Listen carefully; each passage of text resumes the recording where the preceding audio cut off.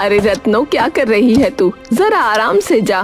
पूरा समय बस इधर से उधर भागती रहती है। मेरे पास बिल्कुल समय नहीं है माँ। मास्टर शेफ शुरू हो गया है। अगर मैंने और देर की ना तो पुष्पा काकी अपनी खिड़कियाँ बंद कर लेंगी और मुझे टीवी भी नजर नहीं आएगा। रत्नो को खाना बनाने का बहुत शौक था। उनके छोटे से घर में टीवी नहीं था, इसीलिए वो रोज मास्टर शेफ शुरू होने से पहले ही पड़ोसियों की खिड़की के बाहर बैठ जाया करती थी। पता है माँ, आज मैंने एक नई रेसिपी सीखी है। जब मैं अपना ढाबा खोलूंगी ना तो मेरे मेन्यू में वो डिश जरूर होगी। हाँ हाँ मेरी बच्ची। राधा अच्छे से जानती थी कि उसके घर के हालात ठीक से 2 वक्त खाना खाने के लायक भी नहीं थे। ऐसे में वो रत्नो का सपना नहीं तोड़ना चाहती थी। रत्नो का सपना था एक ढाबा खोलना। अगली सुबह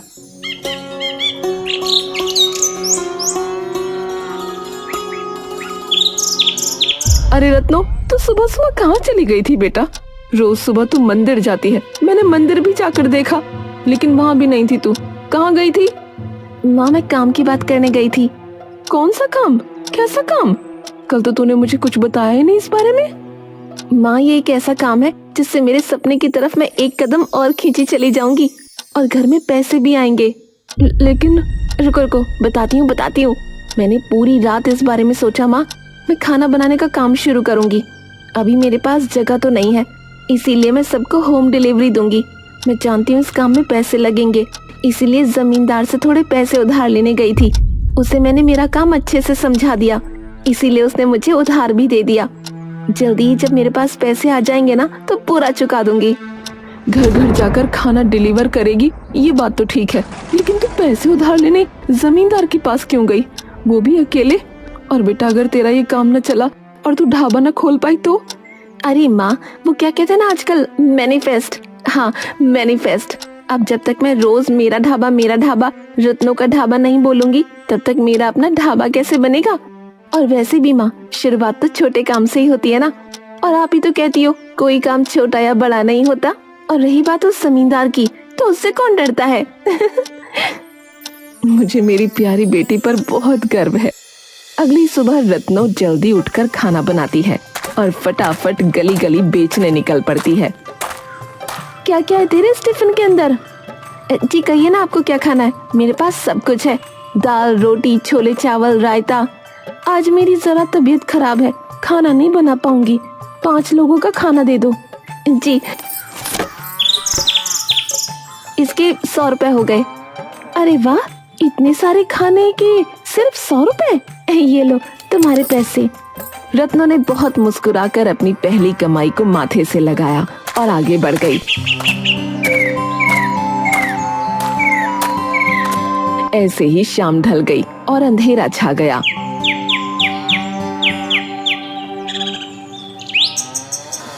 आज तो बहुत थक गई होगी ना तू?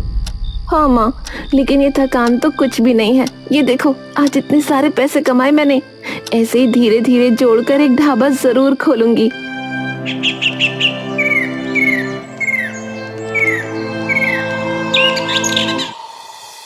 अगली सुबह रत्नो फिर से जल्दी उठ गई और खाना बनाकर टिफिन तैयार किया। आज भी उसकी अच्छी कमाई हुई और ऐसे ही कुछ दिन बीत गए। माँ, आज पूरा 1 महीना हो गया है मेरे इस छोटे से बिजनेस को, और देखो ना, आज ये पैसे मैं जमींदार को लौटाने भी वाली हूँ। इतनी जल्दी तरक्की की उम्मीद न की थी मैंने बेटा। ऐसे ही आगे बढ़ती रहो।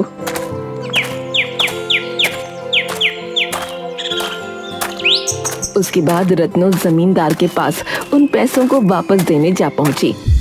अरे वाह, तुम तो सारा पैसा समय पे ले आई भाई। हैं? तुम तो बहुत ही होशियार लड़की हो। और साथ में खूबसूरत भी हो। क्या मतलब है आपका? मैंने आपसे पैसे लिए थे, सो वापस करने आई हूँ। पैसे लीजिए, मुझे जाना है। अरे अभी तो आई हो और अभी वापस जाने की बात कर रही हो? अरे मेरे साथ बैठकर थोड़ा चाय पर चर्चा तो कर लो। नहीं, मेरे पास समय नहीं है, मुझे जाना चाहिए। तभी जमींदार रत्नो का हाथ पकड़ लेता है। रत्नो को बहुत तेज गुस्सा आता है और वो जमींदार को एक चांटा मार देती है। अरे तुम तो नाराज हो गई। चलो, मैं तुमसे सीधी बात करता हूँ। मुझे घुमा फिरा कर बात करने की क्या है ना, आदत नहीं है। तुम बहुत खूबसूरत हो, इसलिए मैं तुमसे शादी करना चाहता हूँ। हाँ। आपका दिमाग खराब हो गया है क्या? किस तरह की बातें कर रहे हैं? कम से कम अपनी उम्र का तो लिहाज कीजिए। अरे प्यार करने की कोई उम्र नहीं होती। हाँ, और मुझे तुमसे प्यार हो गया है। हाँ। जमींदार की बातों का कोई जवाब दिए बिना ही रत्नो पैसे रखकर वहाँ से चली जाती है।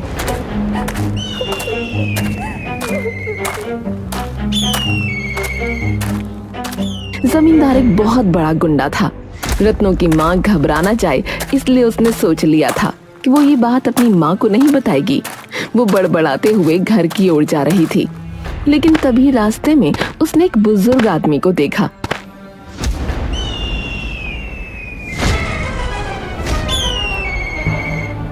अरे अरे बाबा, संभल के, कुल्हाड़ी लेकर किस तरफ जा रहे हैं आप? बेटा, मैं तो एक मामूली सा लकड़हारा हूँ, जंगल की तरफ जा रहा हूँ। हल्का पैर फिसल गया, लेकिन तुम आ गई मुझे संभालने के लिए। लेकिन इस उम्र में आप काम करने जा रहे हो, क्यों? बेटा, मेरा इस दुनिया में कोई नहीं है, मैं तो अकेला हूँ। पर अरे अरे, ये बात सुनकर तुम जो है दुखी मत होना बिटिया। अकेले आए थे तो अकेले ही जाना भी तो पड़ेगा। चलो बेटा, मैं चलता हूँ। अच्छा, मुझे संभालने के लिए तुम्हारा बहुत बहुत धन्यवाद बिटिया। जीती रहो, जीती रहो। रत्नो बूढ़े बाबा के बारे में सोचते हुए घर पहुंची। घर पहुंचकर उसने अपना टिफिन उठाया और फिर से गांव में निकल पड़ी। काकी, मैं आ गई। क्या आज आपको खाना चाहिए? आज बड़ी देर कर दी तूने, मैंने तो खाना बना लिया। इतना सस्ता खाना तू देती है, इसीलिए सारी औरतों की आदत खराब कर दी है तूने। रत्नो मुस्कुराकर आगे बढ़ गई। ऐसे ही एक घर से दूसरे घर उसने सफर तय किया।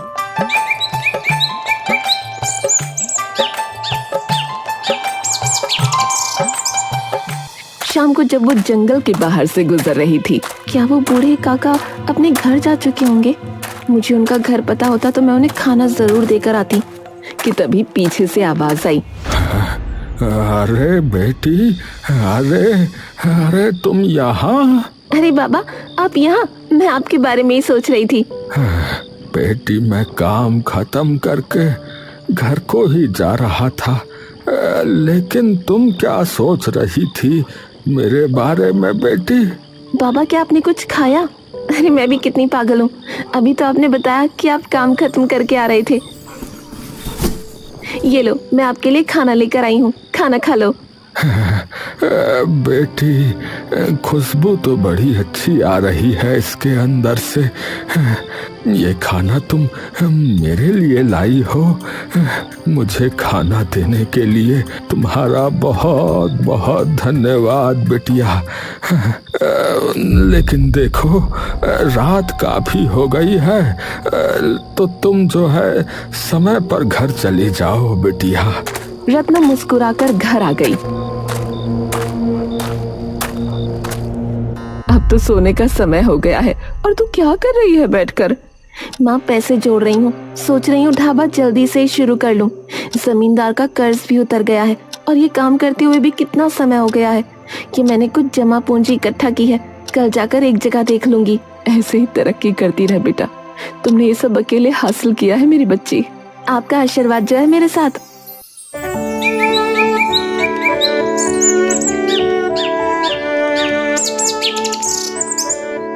अगली सुबह रत्नो अपना बजट बनाकर एक जगह भी देखने जा पहुंची। साथ साथ टेबल, कुर्सी, खाना बनाने का सामान, इन सब का भी ऑर्डर दे आती हूँ। थोड़े थोड़े पैसे करके मैं सब कुछ चुका दूंगी। और कौन सा वो सामान आज के आज मेरे घर पहुंच जाएगा। कम से कम 5 दिन तो लगेंगे ही। हाँ, यही सही रहेगा, आज ही ऑर्डर दे देती हूँ। रत्नो फौरन सामान का ऑर्डर देने बाजार चली गई।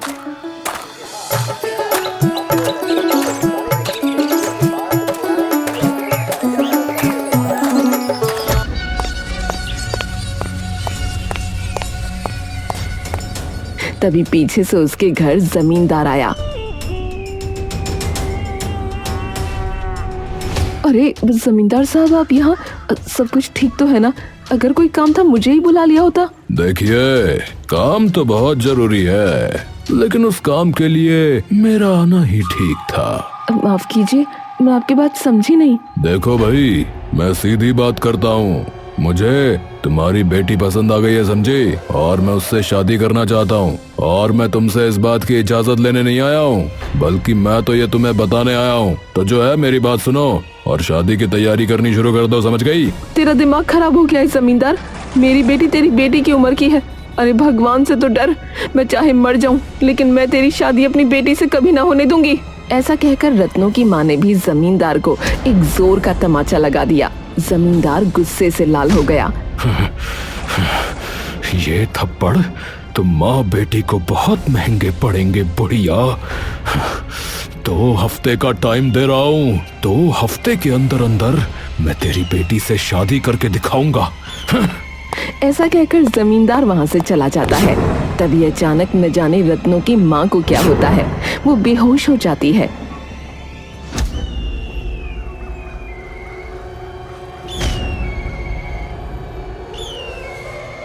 माँ कहाँ हो? देखो, मैं आपके लिए जलेबियाँ लेकर आई हूँ। माँ? रत्नों की आवाज सुनकर माँ ने कोई जवाब नहीं दिया। तो उसकी माँ जमीन पर बेहोश पड़ी थी। ये मेरी माँ को क्या हो गया? माँ! रत्नो अपनी माँ को अस्पताल लेकर गई।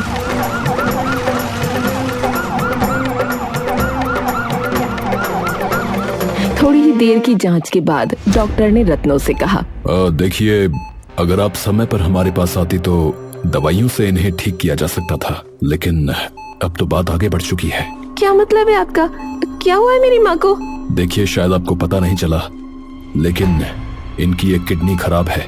अगर जल्दी ऑपरेशन नहीं हुआ तो दूसरी किडनी भी डिफेक्टेड हो सकती है। ये सुनकर रत्नों के दिल पर मानो पहाड़ टूट पड़ा।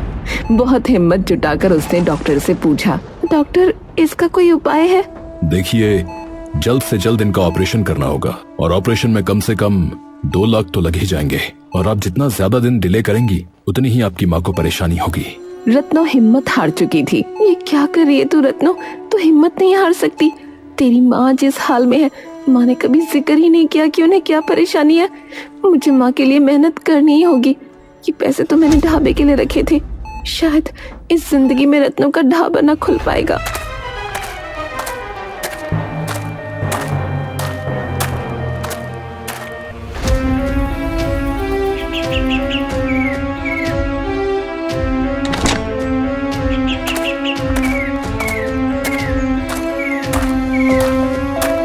रत्नो फौरन वो सारे पैसे ले जाकर अस्पताल में जमा कर देती है। देखिए जी, माफ कीजिएगा, लेकिन पैसे तो अभी भी कम है।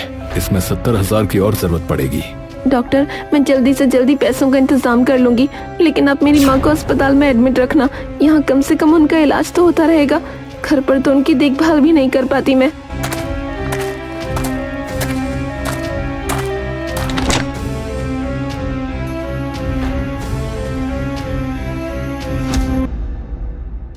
लेकिन उसे 1 रुपया भी न मिला। 70,000 रुपए मैं कहाँ से लेकर आऊंगी?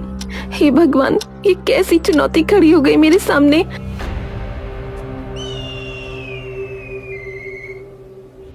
अगली सुबह रत्नो जब किचन में खाना बनाने पहुंची तो उसने देखा कि कुछ भी नहीं है। अब मैं क्या करूं? अनाज खत्म हो गया, नमक हल्दी कुछ भी नहीं है। भला मैं खाना कैसे बनाऊं? आज टिफिन कैसे पहुंचाऊंगी लोगों के पास? अब तो पैसे भी नहीं है। कितने में ही रत्नों के ऑर्डर किए हुए ढाबे का सामान एक एक करके घर पहुंचने लगा। अरे मैडम, कितनी देर लगाओगी? जल्दी करो। ये टेबल और कुर्सी तो समय पर पहुंचा दी हमने, लेकिन समय पर पैसे क्यों नहीं मिल रहे हमें?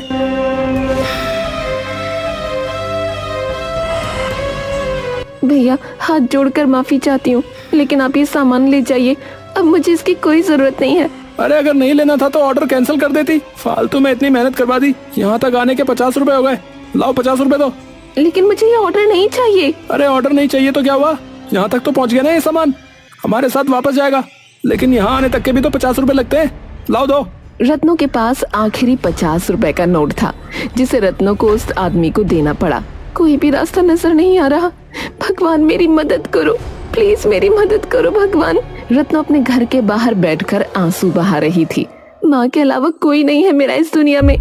बचपन में जब मुझे चोट लग जाती थी तब माँ प्यार से कहती थी कि तुम मजबूत हो रही हो, जो ज्यादा मजबूत होता है उसे ज्यादा चोट लगती है। ऐसे ही माँ ने मुझे पाल पोस कर बड़ा किया है। आज मैं अपनी माँ को इस हालत में नहीं देख सकती। मैं सोच भी नहीं सकती कि उनके बिना मेरी जिंदगी कैसी होगी। कुछ समझ में नहीं आ रहा क्या करूं। कि तभी उसके पास वही बूढ़े बाबा आए जिसकी रत्नो ने मदद की थी। बेटिया। बाबा आप यहाँ? मुझे लग रहा था कि तुमने जो है मुझे याद किया, इसीलिए मैं तुम्हारे पास चला आया बेटिया। पर यहाँ आकर देख रहा हूँ कि तुम रो रही हो। क्यों रो रही हो बेटी तुम? और उसके बाद रत्नो बाबा को अपनी सारी आपबीती सुनाने लगी। अच्छा, तो रत्नों का ढाबा के नाम के सारे पैसे तुम्हारी माँ के इलाज में चले गए। इसके बाद भी पैसे अब कम हैं। अरे बस इतनी सी बात बिटिया। इतनी सी बात नहीं है बाबा, अगर मानो तो पैसा कुछ नहीं है, लेकिन फिर भी सब कुछ है। रत्नों का ढाबा तो कभी भी खुल सकता है बाबा, लेकिन माँ नहीं मिल सकती दोबारा। तुम्हारा मन साफ है बिटिया, ये तो मैं जानता हूँ। देखो तुम दुखी मत हो, भगवान तुम्हें रास्ता जरूर दिखाएंगे। तुम भी सबकी मदद करती हो ना, देखो वो भी तुम्हारी अब मदद करेंगे। हाँ, अभी तो मैं चलता हूँ बिटिया। और हाँ, ये लो, जरा ये मेरा सिक्का संभाल कर रखना। हो सकता है ये सिक्का तुम्हारे काम आए। हाँ। रत्नों के हाथ में सिक्का थमाकर वो बाबा वहाँ से चले गए। मैं इस सिक्के का क्या करूं?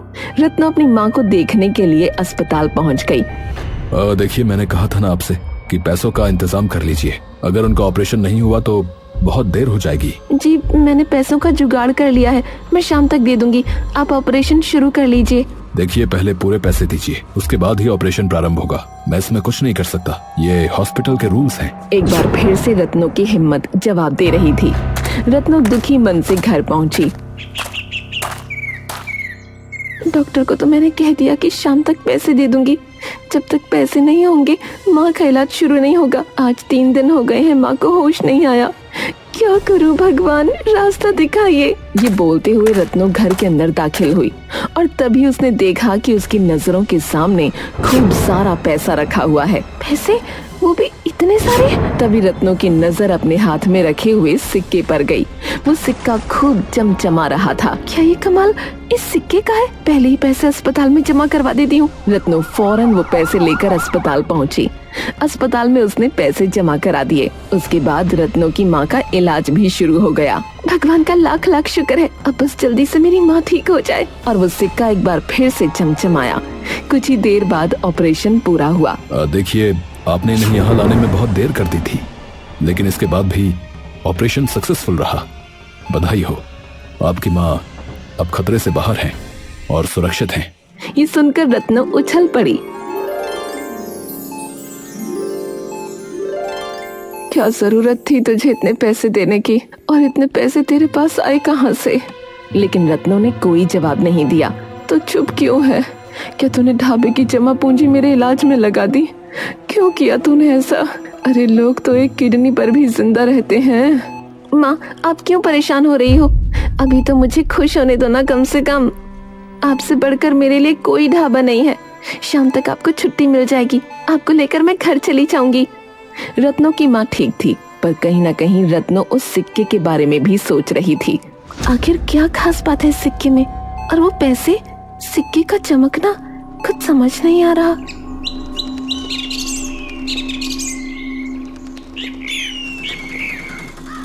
शाम हुई। रत्नो अपनी माँ को लेकर घर आने लगी।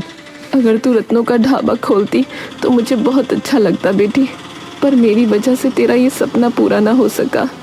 आप दुखी मत हो माँ, ढाबा आज नहीं तो कल खुल जाएगा। वैसे भी मैंने मैनिफेस्ट किया है, अगर हम मन में सोच ले तो सब हो सकता है। मैं फिर से मैनिफेस्ट करती हूँ, हमारे घर के बाहर एक सुंदर सा रत्नो का ढाबा खुल जाए। बिल्कुल पागल है तू। वैसे माँ, आपने ये छुपाया क्योंकि आपकी किडनी खराब है? मुझे खुद नहीं पता था बेटा, तुझे क्या बताती। वो तो जमींदार की बात सुनकर अचानक से मुझे पता नहीं क्या हो गया। क्या जमींदार? क्या वो घर आया था? क्या कहा उसने? अरे नहीं पगली, कुछ भी नहीं। अभी मैं बहुत थक गई हूँ, घर चलते हैं। और ऐसे ही वो दोनों माँ बेटी घर पहुँचे, लेकिन घर पहुँचते ही उनकी आंखें खुली की खुली रह गईं। उन्होंने देखा कि घर के बाहर एक बहुत ही सुंदर सा ढाबा है और उस ढाबे के ऊपर बोर्ड लगा है, रत्नों का ढाबा। क्या तू मुझे सरप्राइज देना चाहती थी? इतनी बड़ी बात तूने मुझसे छुपा कर रखी। ये ढाबा, और वो भी इतना बड़ा और इतना सुंदर, हमारे घर के ही बाहर। रत्नों ने अपने हाथ की तरफ देखा, वो सिक्का फिर से चमचमा रहा था। बाप रे, मैं खुद हैरान हूँ माँ। क्या मतलब तू खुद हैरान है? लेकिन रत्नों ने अपनी माँ को इस बारे में कुछ नहीं बताया। कैसा लगा आपको ये ढाबा? सुंदर है ना? रत्नों का ढाबा आखिरकार खुल ही गया। रत्नों का ढाबा। रत्नों की आंखों में खुशी के आंसू थे। दोनों माँ बेटी बहुत खुश थीं। अपनी माँ को आराम करता छोड़कर रत्नों फौरन उन बाबा की तलाश में निकली जिन्होंने उसे सिक्का दिया था। मैंने पूरा गांव छान मारा, लेकिन वो बाबा मुझे कहीं नहीं मिले। आखिर कौन थे वो जिन्होंने मुझे ये सिक्का दिया, और कहाँ चले गए? कहाँ से आए थे कुछ भी नहीं पता, लेकिन उनकी वजह से आज मैं इस मुकाम पर खड़ी हूँ। मेरी माँ भी बिल्कुल ठीक हो गई है और रत्नों का ढाबा भी खुल गया। आप जहाँ कहीं भी हो बाबा, मैं हमेशा आपकी आभारी रहूंगी। इस सिक्के के लिए बहुत बहुत शुक्रिया। इस सिक्के की वजह से मेरी इच्छा पूरी हो रही है। रत्नों मन में उन बाबा को याद करते हुए घर की तरफ निकल गई। अगली सुबह से उसने कड़ी मेहनत करने का फैसला किया। रत्नों के ढाबे के बाहर इतनी अच्छी खुशबू आती थी कि लोग खींचे चले आते थे। कितनी खुशी मिलती है ये नाम पढ़कर, रत्नों का ढाबा। ये सपना भी पूरा हो गया मेरा। मैं खुद को वचन देती हूँ, मैं हर महीने की कमाई से जरूरतमंद लोगों की मदद करती रहूंगी। आखिर मैं भी तो उन बूढ़े बाबा की बदौलत ही यहाँ पहुँची हूँ। क्या अकेले खड़े खड़े खुद से बातें करे जा रही है? रत्नों मुस्कुराकर अपनी माँ के गले लग गई।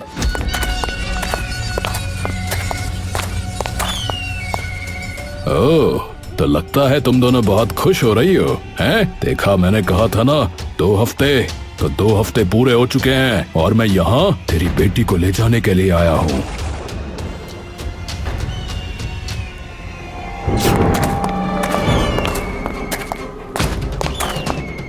कोई बचाओ मेरी बेटी को।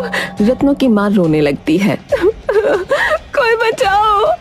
तभी रत्नों का सिक्का चमचमाता है।